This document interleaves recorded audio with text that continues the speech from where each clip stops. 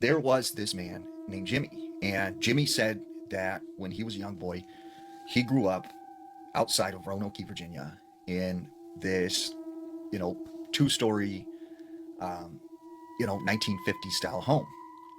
And he said their backyard was up against like the woods. And he said you would see like a lot of wildlife and different things that would come out of the woods and stuff, but it really wasn't that bad, living out in the middle of nowhere. He said one night he happened to be like in his backyard and he's sitting on the porch. And he said as he was sitting there, he heard like a knocking sound, like, you know, and he's like, what is that sound? And he said it was coming from within the woods. And he said he heard it again, and he couldn't figure out what it was. So he went inside and was kind of like, "Hey, Dad, there's like a knocking sound coming from out there." And his dad said, "Oh, it's probably a deer, and it's probably them hitting their horns or their antlers against the tree." And so he didn't really think much of it. The next morning, he said that he went outside into the backyard again to go out and get the stuff that he had on the porch, and he found this very large clump of hair. And so he ran to his dad. He's like, "Dad, look, there's like all this hair in the back." And his dad looked at it, and his dad was kind of like, is this human hair? Or is this some kind of animal hair? Like, why is it's really weird that was in a clump on the back deck? So a couple weeks pass, and he said, he just got a bad feeling about those woods, like something was off. So he said the time was about 12:30 at night, and he didn't know why, but he got this feeling he should go in the backyard. So he said he got up out of his bed, and he goes to the back door, and he opens it up, and he goes and like just stands on the back deck. And as he's looking out into the woods, he said he's seen movement. And coming out of the woods, he said, was what looked like a man, but it was sort of on all fours, but turned backwards. And this thing was kind of crawling like if it was, facing its back facing the ground. And he said this thing just sort of walked around his yard in a couple circles. And then he said it turned its head and it looked at him and smiled. And he said right at that moment, something grabbed him on the back. It was his dad. And he's like, "Dad, like, are you seeing this? Like, what is this?" And his dad's like, "What are you talking about?" And he's like, "That in the yard." And his dad looked, there was nothing out there. And he said, "What are you doing out of bed? Like, it's late, it's 12:30 at night, like you need to be inside in bed." And he's like, "But Dad, I seen something out here." And he said his dad wouldn't believe him. So that night he goes to bed. Next morning, said he woke up and his dad said, like, "You need to get in here, Jimmy, right away. I need to talk to you." So he goes and he talks to his dad, and his dad's like, "Hey, did you leave a bunch of like animal carcasses on the back porch?" And he's like, "No, no." And he's like, you can be serious with me. Like, have you been doing like weird stuff out in the backyard? Is that why you were up last night?" And he's like, "No, Dad, I'm serious. Like, I'm telling you, it was that thing I seen in the yard." And his dad's like, "You know what? This is messed up. Like, you cannot do this anymore. You're grounded." So a few more weeks after this, he said, once again, he got the urge to get up out of bed and go outside. And he goes in the backyard and he's standing on the porch. And he said, all of a sudden, like he sees this very tall man walk out of the woods. And he said, it looked like if you ever seen kind of those performers that wear stilts, it had this very long pants and, long sleeve shirt. And it was just walking like it was on stilts. And then he said it got down on all fours. It walked up to him and it started like whispering something in his ear. And then he said it crawled off back into the woods. So like once he kind of realized like what was going on, he ran back inside. He tells his dad, he's like, "I'm scared. Like there's something going on. Like I'm seeing something in the backyard, and I'm afraid it's going to take me." Well, he said for a couple weeks after that, like his dad actually believed him at this point in time, and he said his dad every night would be sitting outside with a firearm, and he said this one particular night he heard like boom, boom, boom, boom, like the sounds of shots going off, and he comes running to the backyard because he knew it was his dad.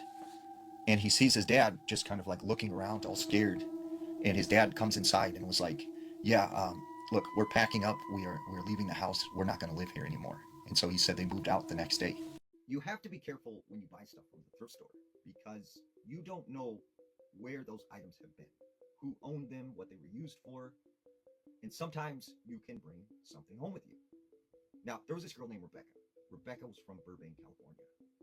One day, she sees this thrift store and she goes in the door, and over in the corner, she notices this beautiful old canopy bed. And instantly, she says, I have to have this bed. So she buys it and she brings it home. Well, that night, she goes to bed in this new bed that she just bought. And as she's sleeping, she begins to have this dream. And in this dream, she sees this man in a flannel shirt and jeans and these boots and this big, thick, gray beard. And this man begins to grab her by the arms and he begins to scratch her and basically thrash her against the bed. And eventually she wakes up terrified and she feels pain. And when she goes to the mirror, she notices she has these bruises and scratches all over her body. Well, the next night, this happens again. And the next night, and the next night.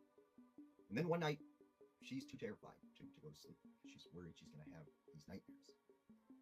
But all of a sudden, as she's laying in bed, she begins to be lifted off her bed. She's hovering about 3 feet over the top of this canopy bed. And something is lifting her up. She couldn't move. She couldn't talk. And this lasted for about 30 seconds. And then, plop, she falls onto the bed. And it was so loud that it wakes her daughter, who comes running in the bedroom. Is like, what's wrong, Mom? And she says, nothing, honey, just go back to bed. So this keeps happening night after night. And then she has to go out of town.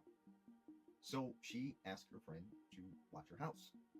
Her friend comes over and she stays there for a couple days. Well, Rebecca decides to give her a call, ask her how things are going. And that's when her friend, starts crying on the phone.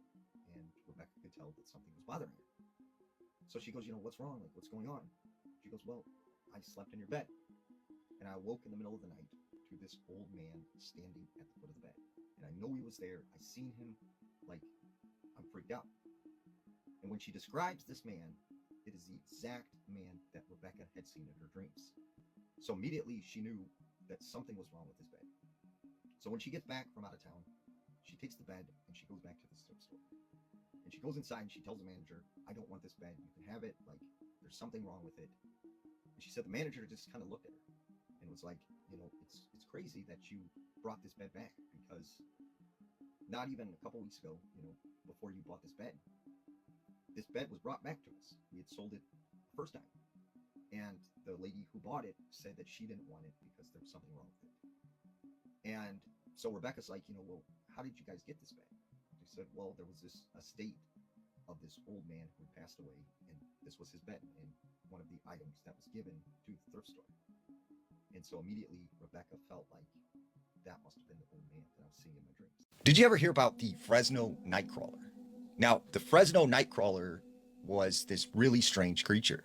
First appeared in 2007. There was this man in Fresno, California. He films this strange creature walking through his yard on a security camera. And it basically looked like two skinny, tall legs with a head attached. There was like no torso, no middle part of the body. It was just a head with legs. And it was completely white. And that was the first of many reports of the Fresno Nightcrawler. And it's often described as basically a long pair of legs with a head. And most people don't even see the face. It almost just looks like two legs walking. It's described as being pale. A lot of times it's associated with screaming and yelling or even crying. And it's often seen at night outside of people's homes wandering through their yards. There's been reports all over the world, in Poland, in Yosemite, and even South America. Now, there was a story that came out of the Mount Shasta area. There was this man, he lived near the forest. And he said one night he was awoken to the sound of this crying. And he said it was coming from the woods behind his house. So he grabbed a flashlight and he went outside thinking maybe someone was hurt. And he starts yelling, is anyone there? Does anybody need any help? And that's when he sees these two long, skinny legs with some sort of head attached to it walk right by him. Goes over to the wall of his house, and it started to crawl up the side of the house. He said it got all the way up to the second story, and this thing just turned its sort of head, and it started hissing at him. So he ran in the house, and he calls his friend, come over here, like there's something strange going on, like you need to come here. And he said when his friend got there, they both went outside, they looked all over, but they couldn't find this thing. And he said, still, sometimes at night, he hears these strange screams or these crying sounds coming from the backyard behind his house. So, is the Fresno Nightcrawler real?